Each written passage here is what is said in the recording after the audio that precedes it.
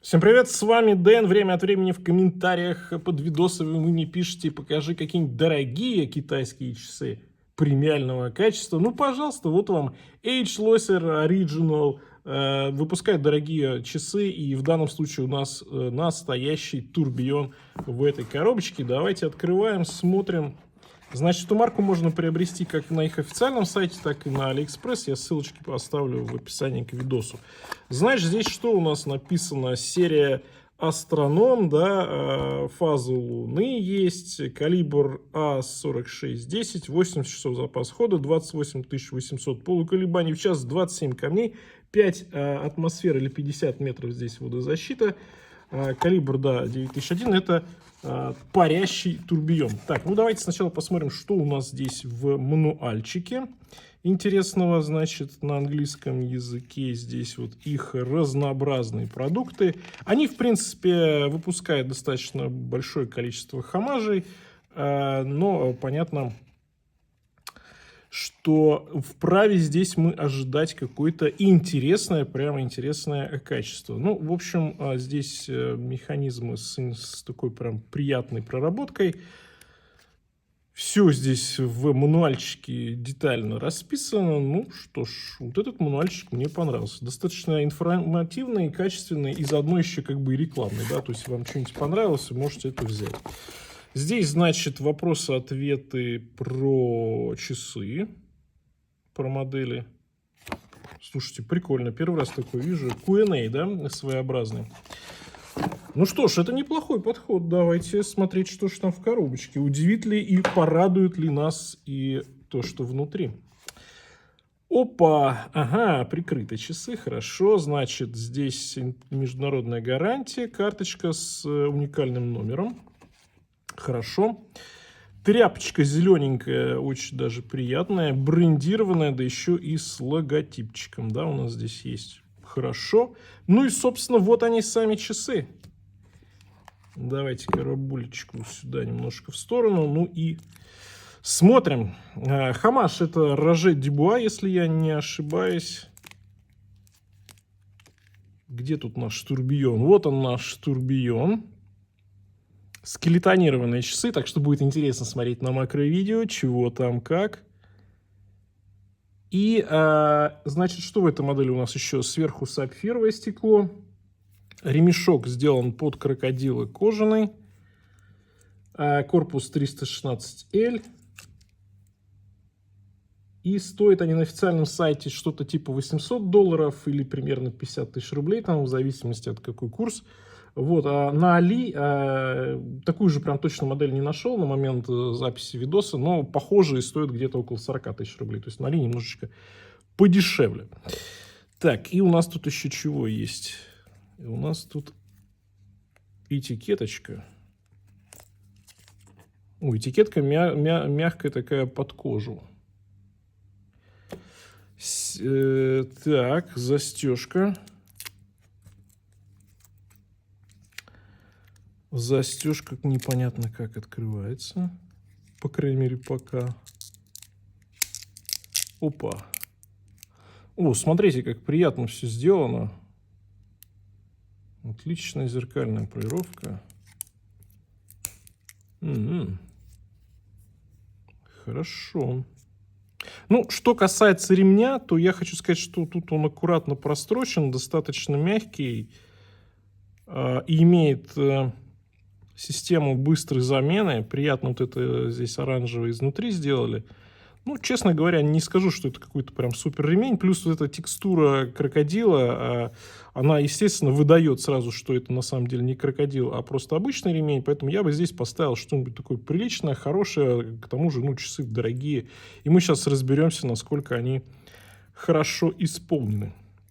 Что касается вот этих турбионов, которые в Китае можно купить, ну, начиная где-то примерно с $400, разная фирма, разное качество изготовления, да, но в целом, да, где-то 400 и примерно до 1300-1500, вот так вот в основном бренды, если мы исключаем оттуда какой-нибудь бренд типа Seagal, потому что у Seagal есть и намного более дорогие часы.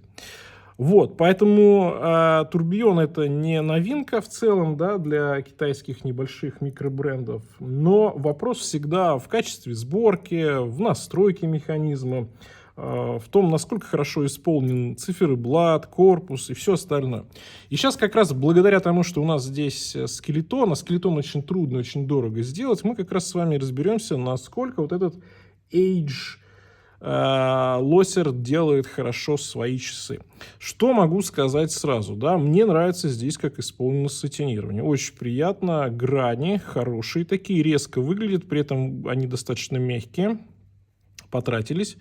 Зеркальная полировка у нас верхняя часть ранта, задняя крышка и еще боковая часть по ушкам.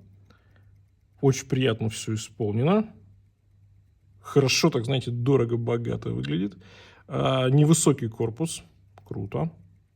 Между ушками здесь тоже обработочка имеется. Все хорошо исполнено. Ну и вот если смотреть где-то так 15-20 сантиметров на циферблат, то сатинирование, грани, вот это все, да, скелетонирование, это, причем в таком техностиле, так же, как и уже Дюбуа, вот, и здесь исполнено все очень приятно. То есть я вижу, что хорошо сделаны часы. Единственное, что, может быть, стоило бы здесь как-то улучшить, может что-нибудь придумать с логотипом, который здесь просто напечатан у отметки 12 часов. Здесь еще метки часовые. Не сразу заметил на самом деле. Ну, понятно, здесь скелетон, причем такой прям полностью скелетон. И поэтому читаемость здесь не на высоте. Но такие часы покупают не из-за читаемости. Нужна читаемость, надежность, берем Casio. Радуемся жизни. И с обратной стороны здесь все тоже приятно рассмотреть. Я вам уже показывал многие механизмы на 80 часов, вот эти те самые турбионы, и они действительно держат 80 и даже больше держали, специально испытывал. Попробуйте часы в работе, в носке, и потом, когда они немножко разойдутся, измерим, кстати говоря, у них точность, расскажу, вот, но сразу забегая вперед, да, 80 часов они держат без проблем. 2 заводных барабана здесь, да, ну, короче, все круто. Турбион работает, движется, если кто не знает, как он выглядит и путает его с Open Heart, да, с открытым балансом, то вот он, пожалуйста, вам турбион. А то иногда в комментах начинают мне писать, типа, это же не турбион, это открытый баланс. Ну вот, смотрите, здесь все прям хорошо, четенько видно. Слушайте, ну прям приятно, знаете, приятно держать часы в руках, смотришь корпус, циферблат, механизм, сделано хорошо. Прям приятно. Ну, давайте переходим к следующей процедуре, а именно 40 мм по диаметру, по высоте 10,9. Хорошо, прям хорошо. Ремешок 20, ну и от ушка до ушка. Здесь, видите, выгнутая, так же, как и корпус, здесь у нас шпилька, поэтому кастомные ремешки тоже должны быть с такой же фишечкой, чтобы было аккуратно, красиво. 46 примерно. 46. Ну что ж, аккуратная модель. Очень часто, кстати говоря, именно вот турбионы китайские грешат тем, что делают какие-то супер большие часы. Здесь все хорошо, аккуратно, короткие ушки вниз загибаются, плоские часы, невысокие. Вижу сквозь скелетонирование свои волосы. Это вот такая фишка скелетонов. Но если вам это нравится, то прикольно. Я, честно говоря, вообще не люблю скелетоны, но вот в таком технодизайне, в принципе, ну как бы окей, попробовать можно. Заводная головка маленькая, приплюснутая и очень хорошо все сделано. То есть вот в плане остроты какой-то здесь все прям идеально, очень по-взрослому. Нигде вот ничего не режет, хотя видно, что острые грани, острые отличные переходы. Нигде ничего не цепляет. То есть сделано все прям очень-очень на совесть. Прям на совесть. Давайте посмотрим, кстати говоря, сапфирчик. Поглядим, что у нас тут. Сапфирчик спереди есть. Сзади не заявлен, думаю, сзади не будет. Опа! А вот это нюансик, потому что в описании не было сапфира сзади, а здесь он имеется. А вот это плюс. Обычно, когда я измеряю, бывает такое вместо сапфира. Не сапфир, а здесь наоборот порадовали. Так, 69 граммулечек у нас всего лишь это все весит. Ну, немного. Ну что ж, самое время понаблюдать за макро.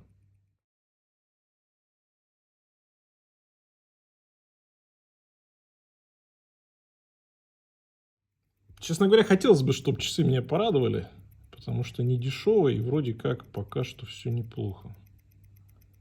Да, смотрите. Смотрите, грани обработаны везде. Я вижу, внешняя часть обработана, внутренняя часть, вот она как бы...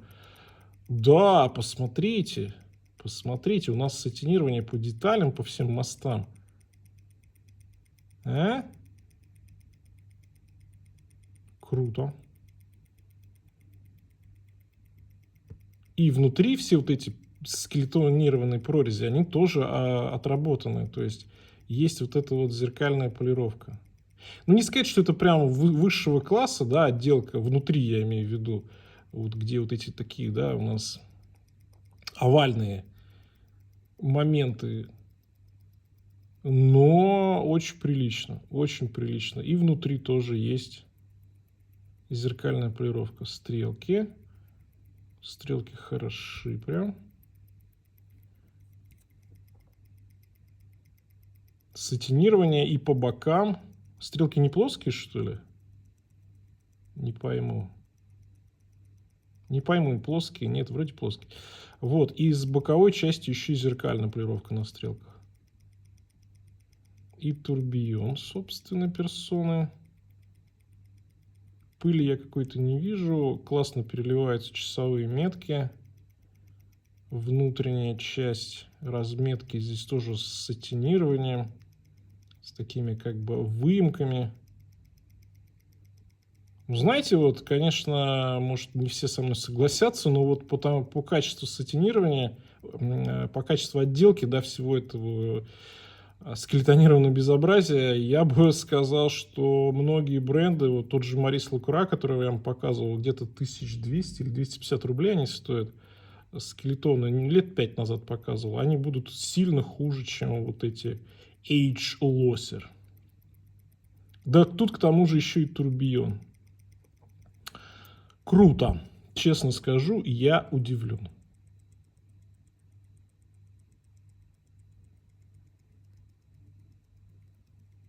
Здесь по ушкам, по геометрии. Посмотрите, как все неплохо, а? Да. Так, задняя часть. Здесь даже надписи достаточно аккуратные. Обычно кривоватые все. Здесь неплохо. Ну, вот мы видим, да, сейчас не везде здесь хорошо сделана отделка по механизму именно. Где у нас тут надпись 80 часов запас хода. Конечно, здесь могло бы быть несколько получше. Полировочка. А вот на платине, которая вся такая вырезанная, все прям очень приятно. Офигенно, ну честно, прям реально круто. Круто, за там 40-50 тысяч рублей это просто реально бомба. Просто бомба, если вы фанат стилистики, во-первых, да, Роже Дюбуа, если я не ошибаюсь, что это именно хомаж Роже Дюбуа, скелетонов, то это прям такой вариант приобрести себе, тем более здесь размеры небольшие, и от ушка до ушка, и по высоте, и по самому диаметру, ну прям хорошо, прямо хорошо. Ну, а я со своей стороны постараюсь это все дело протестировать более детально, но хочу сказать, что бывали уже такие механизмы, в принципе, с ними все окей, если изначально это все нормально, правильными руками собрано. Вот. А с точки зрения точности здесь вообще пофигу, потому что у нас секундной стрелки даже нет, есть только часовая и минутная. Ну вот такая вот модель, да, дорогие китайские часы, дорогой турбион, и я думаю, что это вот один из вариантов, если хотите взять себе какого-то дорогого китайца в коллекцию с турбиончиком, все это затестировать, посмотреть, так сказать, разобраться, нужно ли вам это или не нужно, ваше это или не ваше. И вот в том числе и хороший скелетон попробовать, потому что очень редко бывают хорошие скелетоны в ценовой категории, ну, наверное, до нескольких тысяч долларов, так уж точно. Вот это вот хорошее исключение. Но у меня на этом все. Всем пока. С вами был Дэн. Увидимся.